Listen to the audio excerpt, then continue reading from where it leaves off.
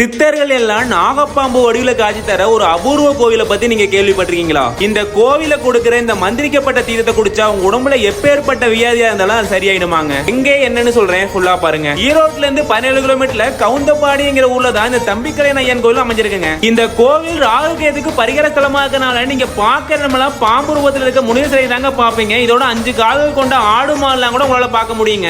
800 வருஷத்துக்கு முன்னாடி நல்லே கவுண்டங்கிற சித்தர் ஒருத்தருங்க வாழ்ந்து வந்ததாகவும், அப்ப மாடு மேய்க்கும் போது இங்க பாம்பு கூட்டுல இருந்து ஒரு நாகப்பாம்பு மாட்டோட மடியில பால் குடித்ததாகவும் இது அந்த சித்தர் பார்த்ததாகவும் ஒரு வரலாறு இருக்குங்க. அந்த காலத்துல பாம்பு கடிச்சாலும் தோல் சம்பந்தப்பட்ட வியாதி எதுவா இருந்தாலும் இந்த பாடம் போட்ட மந்திரிச்ச தீர்த்தத்தை கொடுத்து தான் குணப்படுத்துவாங்களாம். அதே போல இந்த கோவில பாம்பு கடிச்சாலும் தீராத நோய் இருந்தாலும் இங்க வர மக்களுக்கு இந்த மந்திரிச்ச தீர்த்தத்தை கொடுத்து தான் சரி பண்றாங்க. இது போல இங்க வர மக்கள் வேணுன விஷயம் நிறைவேறதுக்கு சிலை செஞ்சு வைக்கிறாங்க. அப்படி வேண்டுன விஷயம் நிறைவேறி எவ்வளவு மக்கள் சிலை செஞ்சு வச்சிருக்காங்க பாருங்க.